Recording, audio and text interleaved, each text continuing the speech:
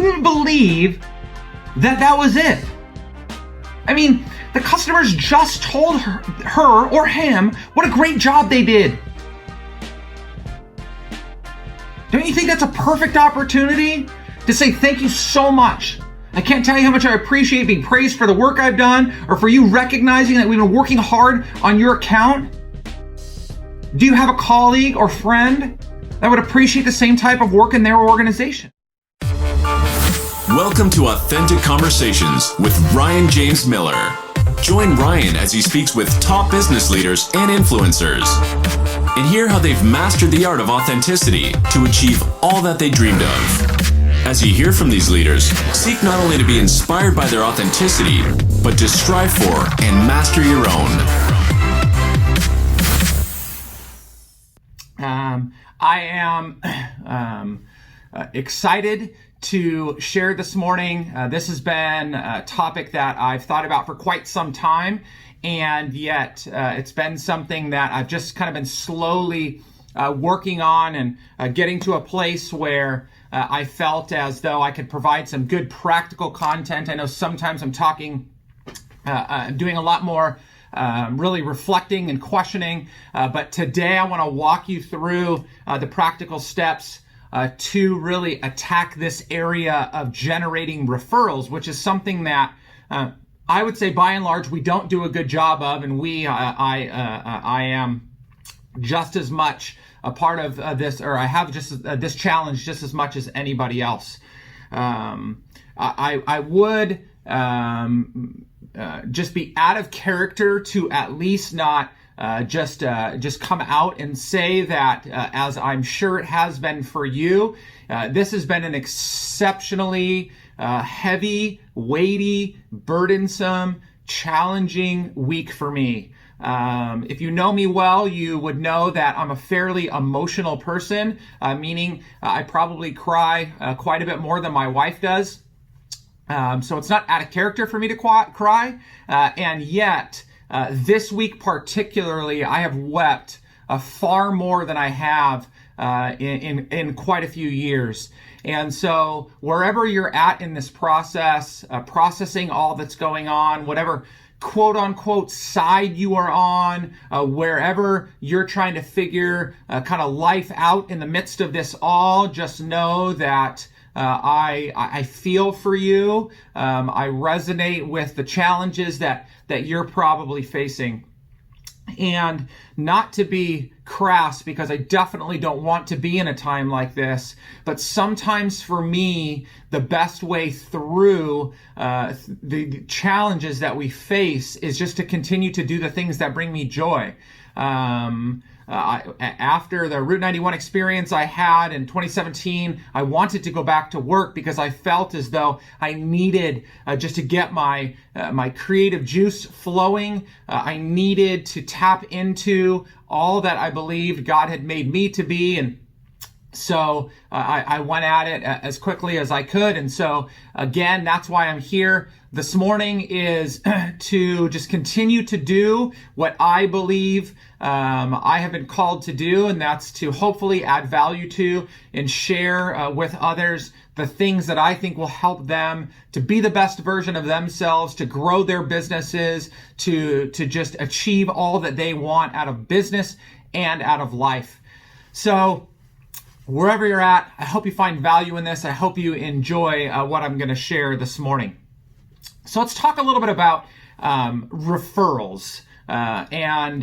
So you may have heard me say in the invitation to this, maybe just at one time or another, I hear a lot of people talk about the fact that their business is built on referrals. And for some people, that is very well the case. They did an amazing job early on in their career, and that's continued to generate more and more opportunities for them throughout their career. That's built their business, their clients refer, friends refer, so they generate a lot of business as the result of that. And to those of you that do that, I say kudos. I mean, that is an amazing art to perfect, because it is not as easy as it sounds.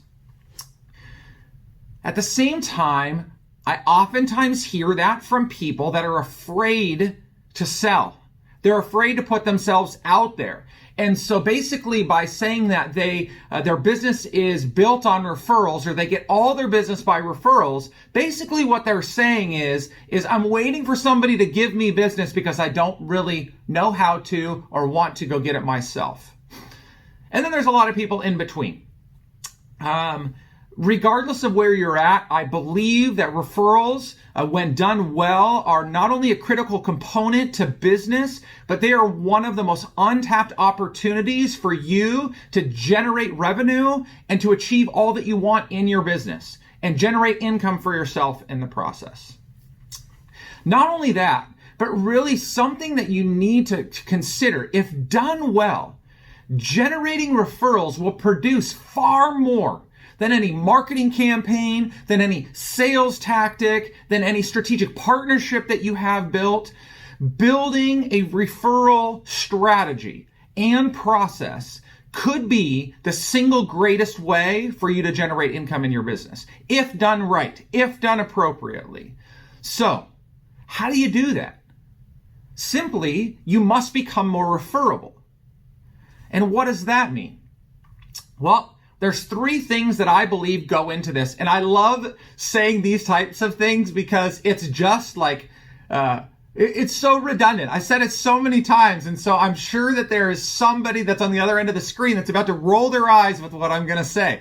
But I love this part. But then trust me, I'm going to get really practical this morning. In order to become more referable, you must do what you say. You must say what you do, and you must stand out from the crowd by being yourself. Do what you say what you do, and stand out from the crowd by being yourself. Like, I preach this all the time. All the time. Somebody rolled their eyes because they're like, Ryan, I'm so sick and tired of you telling me that I need to be myself.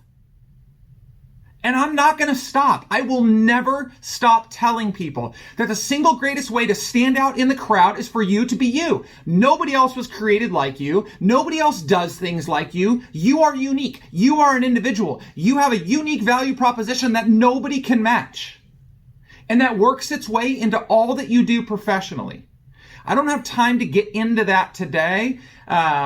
You can go back to other conversations that I've had during Authentic Conversations. You can listen to some of my podcast episodes, read up on some of the things that I share on LinkedIn, or subscribe to my email list. I talk about this a lot there. But it is absolutely critical that you figure out who you are uniquely and how you communicate that to the world around you.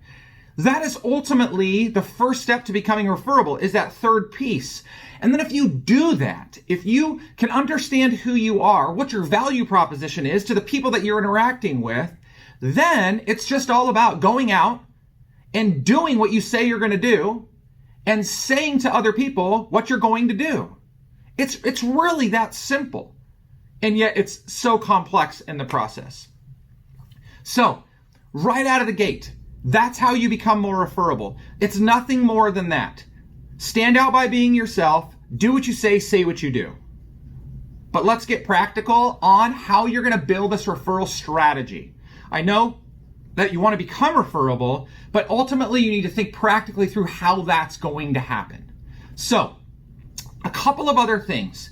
As it relates to referrals, if you truly believe, and I think that I probably said this when I shared on sales and marketing a few weeks ago. If you truly believe that you offer a service that provides value, that solves a problem for the audience that you are targeting, I believe that you have a moral and ethical responsibility to put it in front of them. I'm not joking when I say that. If you believe that you provide a better service than your competition, that you provide value to the people that you're trying to serve, that you solve a problem that needs solving, you have a responsibility to do so. For those of you that carry licenses in your profession, this is even more so the case. I mean, a doctor would be so unethical if they did not treat their patients, though they knew how to treat them and that patient was right in front of them. It's the same thing in our businesses. You have a responsibility. Take that responsibility. And if you come with more of that mindset into the marketplace, you're going to be far more apt to be bold in sharing what it is you have to offer. Now, the way you share it, that's going to come into play significantly here. But you need to make sure that you're sharing it if you truly believe that you should be sharing it. Now, if you're struggling to communicate what it is you have to offer in the marketplace, and this gets into referrals significantly, but if you struggle to communicate what it is that you have to offer in the marketplace, one of the questions that I always ask my clients is, especially when they're employees of another organization, is, do you truly believe in what it is you're selling? Do you truly believe that your service team or your product can back up what you've communicated to the customer during the sales process? You committed something to them. Can you back it up? And scary as it is to say this, there are a lot of organizations that cannot back up the things that they promise in their sales process. But they keep doing it anyway, because to them it's more about revenue than it is about delivery, even though they would never say that. So, I believe you have a moral and ethical responsibility so long as you are truly solving problems and adding value. By the way, when I say that shouldn't sound arrogant. You shouldn't hear that and be like, gosh, like you really believe that you're that great that you need to be going around telling everybody that they need to work with you? No. I feel like I do that great, that for my ideal client, I need to be telling them that they should work with me. Not to everybody, but to those that I truly believe I can serve. And you should do the same. This isn't about arrogance. This is about confidence. So please remember that. Another thing, people often struggle with thinking about who their ideal, where can I get referrals? Who will provide a great referral for me? And some of you have worked through this to some degree. It's interesting. Years ago, I did a training for a large MLM company. And one of the things that I really appreciated, though there's a lot of danger in those organizations, one of the things that I really appreciated about them was to all of the people that come on board and want to represent the product and sell it. And if you've been a part of any MLM, you know this. If you've been a part of some sales organizations, you've probably done this too. What they do is have you sit down and write a list of 40 people you know, or 50 people you know. I think in this case it was 40. And then they say, I want you to pick up the phone and call them and share with those people what it is you do. And so what I love about that is ultimately anybody can be a good referral for you, or a referral partner, or a referral source for you, so long as you're clear in what you do, how that benefits somebody, and what you're looking for, which we'll get into in a few minutes. But let me just name a couple of things here that I think are important for us to think about. So the best referrals, or the best referral source. So the best referral source is a good client. That's absolutely the best referral source. Second to that is a happy client. Third to that is a vendor partner. Fourth to that is an association or a board member so either an association partner or a board member that you serve with. Fifth to that, LinkedIn connections. Sixth to that, friends and family. It's not necessarily in that order, though I do believe a good client and a happy client are probably your two best sources for referrals, which I'll talk about a little bit later. So those are just some people that will provide great referrals for you if you have your process down pat. Again, most people don't have their process down pat. Okay. Still, as we're working towards, and I promise you when I tell you I'm not like loading you up for some pitch, I really am going to provide a practical breakdown for how you can build this process for yourself, for your agency, whatever, whoever it is. But You also need to understand, so you must think about who is going to provide a referral for you, a good referral for you. You also must consider what triggers a good referral. Like if I was to ask you what triggers a good referral, what would you say? What would you listen for? What would you tell other people to listen for? Well, the best one, and the one that I actually don't believe people consider often enough, is at the execution of a brand new agreement with a brand new client. Like when you work hard in a sales process with a prospect, you take them through who you are, what you're all about, the value you provide, the services you provide, all that you're going to commit to them. You share your price with them, and they sign on the dotted line or handshake or hug it out, whatever it is you do to confirm your transaction. You must realize that at that point, that human being on the other end of the table or wherever it is at the height of their emotional investment into you. You may have no better time to tap into how emotionally involved they are with you than at the moment they signed that agreement. Particularly if you've done a good job all the way up to that point. And so, think about this. When you go to a restaurant and you eat a good meal, you're sitting down and you just dig into the most amazing steak, mashed potatoes, maybe a side of sauteed spinach with some grilled onions, that really good bread that comes to the table. Your server's already brought you this amazing old fashioned with a perfect ice ball, nice little skin of an orange in there, a dash of some bitters. I'm getting excited as I'm sharing this. And as I'm enjoying that meal, all the while I'm reveling in how happy I am with the food, the drink, my company, there's a really good chance that I'm thinking about who else I'm going to tell about that experience right then. By the time I go home, it's a little bit less. A week later, a little bit less. It's been months. I don't even remember where I went to eat months ago. I couldn't even go out to eat months ago.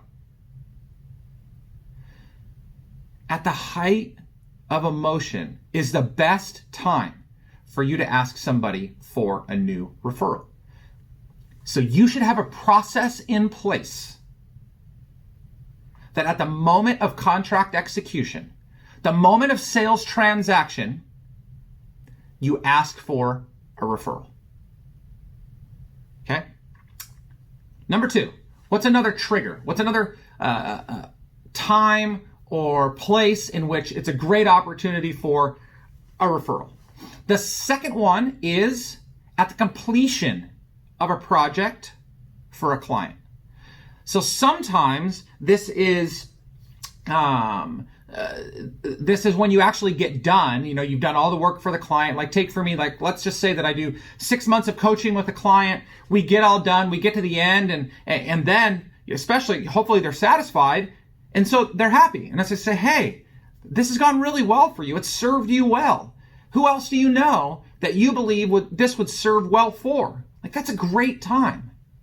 Now, if you are in an annual or an ongoing relationship with your clients, something that doesn't end, then at your annual reviews, when you've hit key benchmarks, those are the best times for you to ask for referrals. Closely related to that, how about when you get positive feedback from a client? I've worked in this agency for quite a few years, and it drove me bananas, just absolutely crazy, that an email would come in praising the work of one of our customer service people, and the customer service's response was, thank you.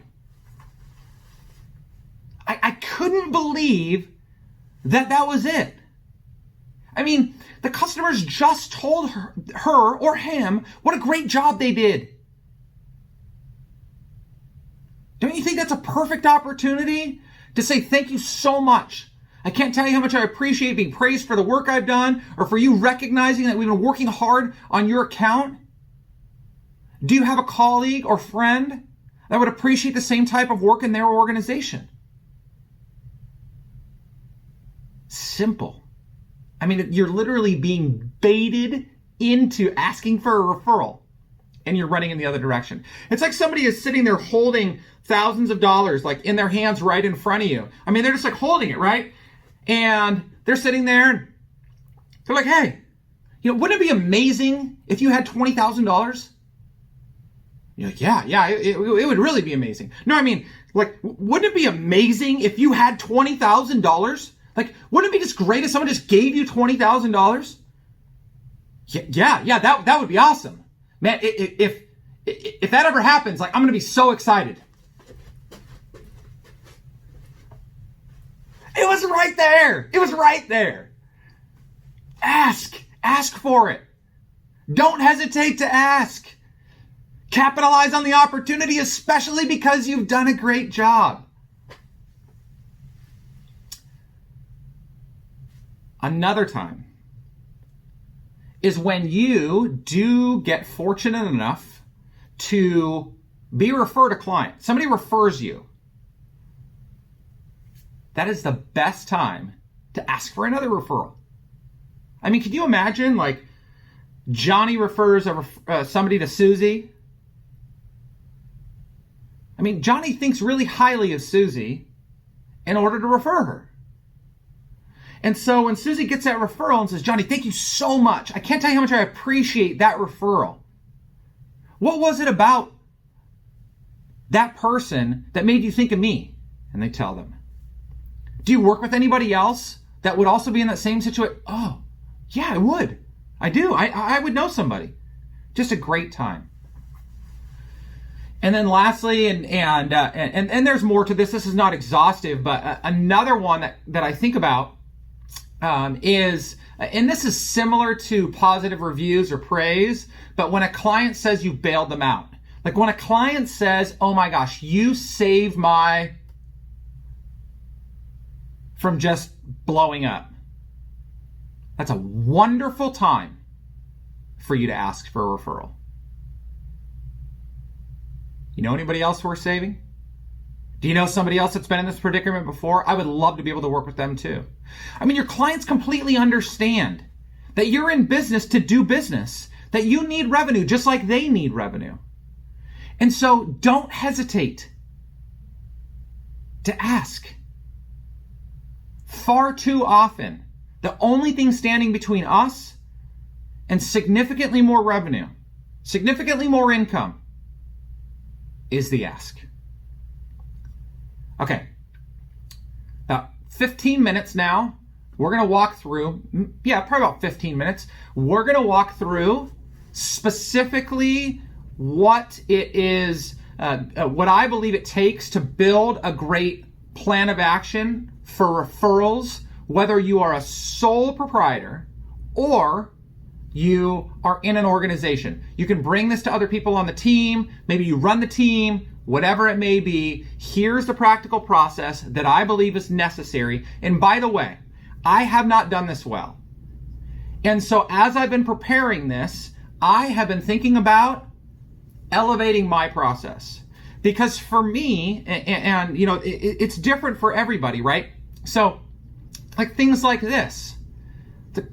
If you're getting value out of being on these webinars, I would love it if you told other people. Why? Because maybe out there is one of my ideal clients that you know. And you can put me in front of somebody that will hire me to coach them. Or maybe an organization needs some consulting. Or maybe, like just happened to me yesterday, they need to hire somebody to come in and do some virtual training or some virtual speaking, and they're going to pay to do that. Or maybe they just want to sit on these webinars on Friday, just like you do. Whatever it may be, I would love for you to invite people. But guess what? I haven't done a good job, really not a job at all, of asking you for that. I've started to get a little bit better with my clients, but not as good as I could. I've started to ask for more recommendations, but I need to do a much better job. So I'm working through this process as I speak, as I've been working. And as a matter of fact, my assistant and I, who at some point you'll meet, her name is Natasha. She's just absolutely amazing. She and I are going to be working through how we are going to execute on this process for every single person in my database, not just my clients, but my referral partners, people that I've referred to, and the like. So, plan of action. Here goes. Number one, and some of these things you're going to be like, oh, I already did that. Listen anyway, because if you were nailing it, you'd be nailing it. Number one, in order to execute on a great referral plan of action, you must first identify your ideal client or ideal clients. You should have profiles in place. You should have not just an understanding in here of the best clients for you to work with, but it should be on paper. You should have that person profiled. I am continually working on this for myself. But what I find is most people don't have this well defined. They have some characteristics, but not all. And by the way, I'm not saying that you have to only target this very specific, narrow, ideal client, but this should be the one you're asking for. And then others will follow. So number one, you must first identify, articulate, spell out, put to paper who your ideal client is, or ideal clients are if you have more than one. Whether that's because of industry vertical or role or region or whatever it may be. You should have those avatars created. There's lots of tools out there to do that. If you don't know how to do that, reach out to me and I'll make some recommendations to you. Number two, in this process of building an amazing referral plan, number two is you must create the scripts. Now, I hear all too often that I don't need a script. Scripts are boring. Scripts are going to make me robotic. Scripts are a necessity for you to, again, articulate what it is you want to say. Say it over and over and over again until that gets ingrained into your brain. Because even the most successful people that I work with struggle to ask for business, struggle to communicate what it is they actually do in a concise manner, struggle to ask for referrals. And so you must create scripts. Create scripts for buyer completion, right? Remember when I talked about earlier, when you execute on a deal, what is the specific script that you're going to speak about or your sales team is going to speak about when you sign that contract? What about when you get a positive client review? What if it's over the phone? What if it's on email? Mm-hmm. Have scripts in place. Have things 100% dialed in and ready to go. Scripts for every scenario.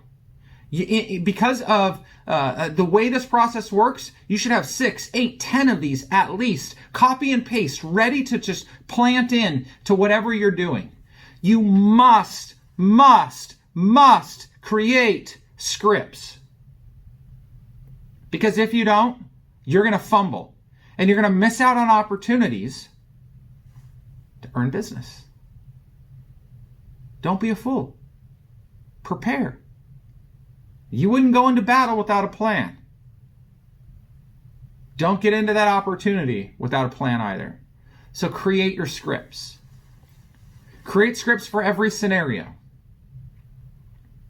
Sometimes, I get into places where it gets easy for me if you're on this call and you've worked with me, you may know this, or you probably heard me do this with you. If not, some of the times I'll be on a call with a client, coaching call or consulting call, and they're like, I just don't know what to say in this environment. And I'm like, okay, so what is it you're speaking about? Who are you speaking to? And then I can just like rattle them off, and I have a way of just like putting it together and clearly getting to the point. And maybe there's some polish that needs to get in there.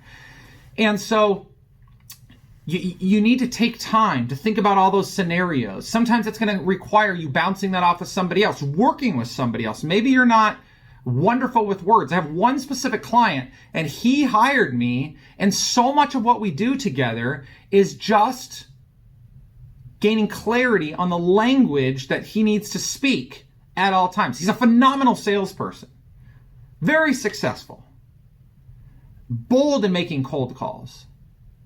He's done really well. But I mean, we just started working together a couple of months ago, and right out of the gate, he's like, I just need you to help me clean up my language. I just need to say to you what I want to say, and then I need you to clean it up so I can be really concise and get right to the point. So if you need to work with somebody else, do that. Don't try and fumble for this or through this forever. And then you're going to have to practice it. Practice it to a camera, practice it to your friend, to your colleague, and then just light the world on fire with how good you're going to be at asking for business at all of those opportune trigger times. Number three, you need to, once you have identified your ideal client and you've created scripts, then you need to establish a training process. This could be even for yourself and or for your organization that regularly recites, reminds, and reinforces your unique value proposition as an organization, your key service deliverables as an organization, your ideal clients that you're targeting as an organization, the triggers that to listen for when asking for referrals, and what your referral process is. Oh, as well as the scripts. So it's not enough to just create a process. Like I have a lot of people that they will, they'll write a whole bunch of stuff out and they work really hard and they come up with like these crazy thick, I wish I had one, like these crazy thick manuals of like, here's all of our process. And like I get hired by some companies to build a sales playbook. It could be a couple hundred pages at times. I hand that over to them. Sometimes we actually print it all out in hard copy. They give it as a manual to their new salespeople. Other times it's digital. And I'll go back and I'll check in with them well after we've finished creating the playbook. And I'm like, hey, when was the last time you went through that with the team? Well, when you created it for us. We did a launch training. I'm like, what? That's not some static document that you paid once for and is done. Like, that's a waste. You've got to create ongoing training. And because referrals can be such a critical component to generating revenue for you and your business, you've got to continue to train on this stuff. Absolutely have to continue to train on this stuff. By the way, when you do this, especially when you're working with other people on your team, if you have teammates that you're talking about this stuff, keep it as simple as possible. You don't need to get into these big, complex 90-minute trainings. Like 20 minutes. We're going to sit down in the office and we're going to work through what our unique value proposition is and how that adds value to the clients we serve. Okay, we're done. Next week or 2 weeks later, we're going to come in and we're going to talk about what are the key triggers. We're just going to talk about what they are and then, as a matter of fact, I want to know, just a raise of hands, how many people have heard one of those over the last 2 weeks? Great, 20-minute training done. Like, we're just continuing to ingrain this in our heads. We want to make this a habit. Right? I talk about habits all the time. The referral process should be a habit.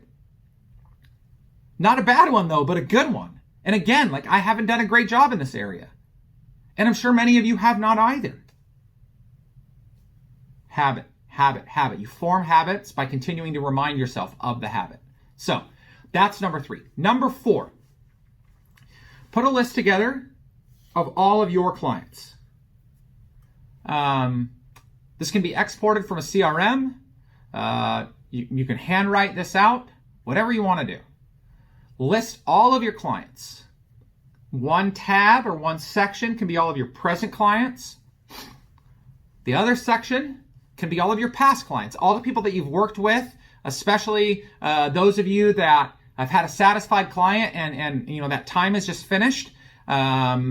List those out. So you've got two lists of clients, current, clients, past. I have all mine saved. All mine saved. You never know when those things come in handy, by the way, but specifically in this area.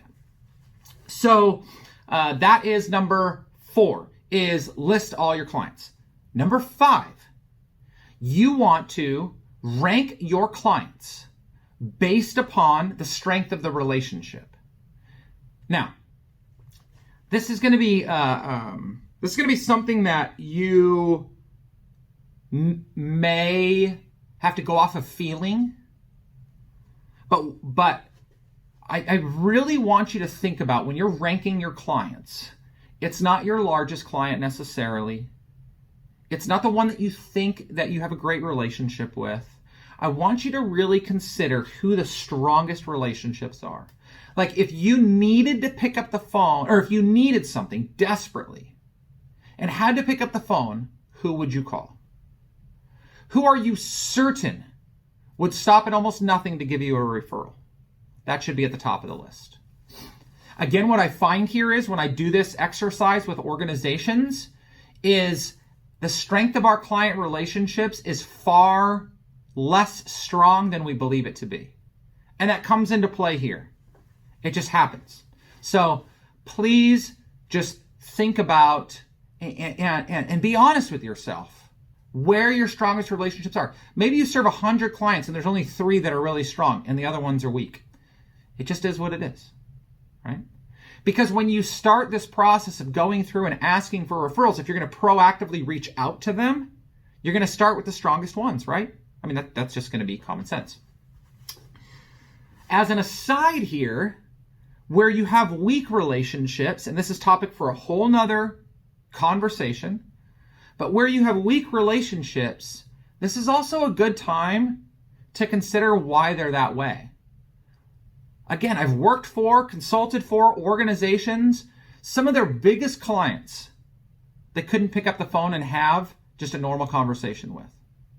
They didn't have that really strong relationship. Or when time came to renew the contract, they were immediately under the gun from the competition and there was no grace given to that existing relationship. It's weak.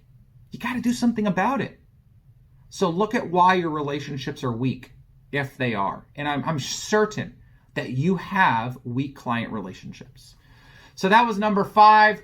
Number 6, as you reach out, and so I started to say, like, rank them. So now, as you start to reach out to your existing clients, trying to get coffee injected. So number 6, as you reach out to your existing clients, by strength, right? We're doing this by strength, so in order. So you're going to reach out in a variety of different ways. Number 1, you're going to make a phone call. That should be when you're doing outreach. That should be the primary way you call and ask for a referral. The only thing that's better than that, and maybe I should have put this one at the top, is schedule an in-person meeting. You want to make this ask as personal and humanly interactive as possible. You want to stare somebody in the eyeballs. And yet, typically, when we go through processes like this, I see people that automatically default to email because it's less confrontational. Don't be scared. Look them in the eyes. Ask for the referral. Now, by the way, right now, in the season that we're in the midst of all of this chaos, if you are helping a client to walk through a difficult time, these are times when you should understand that other organizations or individuals are also struggling and could probably use your help. And your client would want to refer you to somebody else if they knew somebody else needed help that you could deliver on. So just know that during times like this are some of the best times, not to capitalize on somebody's misfortune, but going back to what I said at the very beginning. If you feel that you have something of value that is superior to what other people offer and need, you have a moral obligation. This is not about jumping into somebody's garbage. This is about helping them out of it. Do that. So, start with in-person meetings. I called an audible. That's number one. Face-to-face, eye-to-eye. If it's not face-to-face, eye-to-eye, because you can't do that at the moment, video. I know we're exhausted from Zoom calls. I get it. I'm exhausted from them too. But it's an opportunity for you to stare eye-to-eye with that person. Do that. So, in person, number one. Web-based video calls, number two. Number three is pick up the phone. You're still at least talking to them. They hear a human being on the other end of the phone. Do that. Right now, I want like a little phone sitting right here. Do that.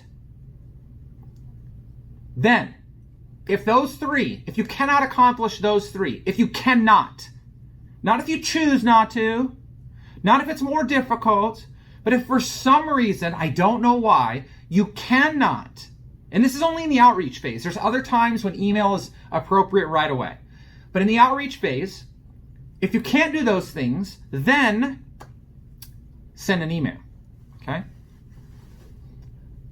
Also, follow up at all times via email when you're getting praise, right? When you're getting those accolades. When you get some sort of communication via email, follow up right away and look for those opportunities. Another way that you can do outreach to your ideal audience, to your target market, is through social media.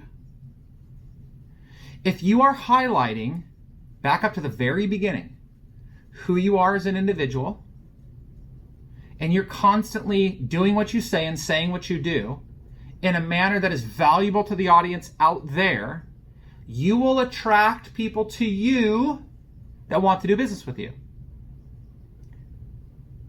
LinkedIn is a great place for this. That's why recommendations are such a big deal.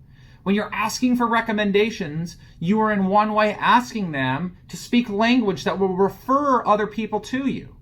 So leverage that opportunity. Regularly be sharing who you are and what you're all about with as many people as possible in hopes of attracting the people to you that you can add value to. Or as I said last week, that you can have a profitable relationship with. Okay? Another way. So this is beyond just outreach. So I talked about a lot of outreach, but another way that I believe is a great way to open the referral door is to create space for your clients to speak positively about you. If you can host an event, invite your clients in, definitely into the audience, but into the conversations. Have them be key contributors on panels. Have them be keynote speakers, speaking to their expertise. Because just psychologically, as they get up there and they're talking about the specific area of business that you're in and how they're involved with that, they are bound to praise you to the rest of the people out there just by way of they just feel that's the right thing to do. And you've been part of their success. You've been part of their journey. Another great way, and this is something that I've been thinking about for a while, and I'm getting ready now to actually start reaching out to some of my clients and some of them are going to be excited about this, hopefully. Others are going to be a little bit hesitant to it, but we'll work it out. Invite your clients into a video conversation, or invite your clients to just record a short video about what they appreciate in the relationship that they have with you, and let them speak that in their own words. Like, I would love it and I need to do a better job with this. I would love it if I had every single one of my clients record a video sharing specifically how I've added value or how their life, their business is better as a result of working with me. And then I can share that and they can share that. But that's their words. And so other people are hearing and seeing that. So it's not me selling myself. They're selling me based upon the value they saw. And so that's just the truth out there in the world. It's just such a great medium. This is another way, or this is another reason why people host podcasts, is to bring clients on to talk positively about them, to bring referral partners on to talk positively about them. So create space, create opportunities for people to talk positively about you. And again, this isn't to boost your confidence. This isn't to make your ego any bigger than it is, if it is. This isn't to make you feel good, though it will. You know, I was on a call yesterday, and it was a phenomenal conversation. Like, I was just so filled up with the conversation I was having with this person, with what they were saying to me, with what I was saying to them. I mean, I was just like in this flow of, and it wasn't a professional, like I wasn't being paid or anything like that. They weren't being paid. It felt so good. We were just like in this flow. And at one point, they said a couple of things about me that literally just, they have no idea what it did to me. How it made me feel so good inside. Yes, it made me feel good that I'm in my lane. Yes, that it made me feel good that the things that I shared with them, they saw value in, both in that conversation and from a distance. But there was this part of me, and I think because it was such a pure conversation, I wouldn't want it to be this way, but I wanted to capture those words. And I wanted other people to hear them say that same thing. Because that's what I want people to know about me. So find ways to capture people speaking positively about you. It will put your best self out there. And not only that, again, all the way back to the beginning, the reason why I would want that conversation yesterday captured and put out there is because I want to affect other people in that way. I feel like I have a responsibility to help people become the best they can possibly be, to weed out all the crap, to build them up and get them to a place where they feel as though they have accomplished everything they set out to do in life. I want to do that. And so capturing those words, capturing those things that other people say and do about me are so valuable. I just didn't catch it there, but again, it was probably because that's exactly how it was supposed to be. And one more little bit to like providing the medium and kind of even along the lines of social media. The best lead generation, which is what building a referral process is all about, right? It's generating leads, it's generating opportunities. The best. My clients get sick of me saying this. You've probably gotten sick of me saying this. The best lead generation strategy is content. Let me say that again. The best lead generation strategy is content. Now that content should be, as I talked about last week, personal, right? It's about who I am and what I'm passionate about. It should be professional, right? To whatever degree my industry deems necessary. I should sound proficient. I know what I'm talking about. And it should be profitable. We came up with that word last week, or valuable. I should be adding value in my content to my audience.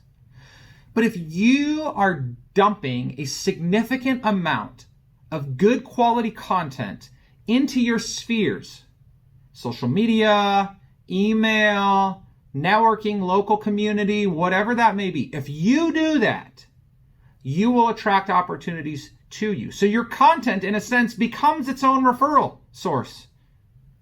And yet most people aren't doing it. It's crazy to me. I just don't get it.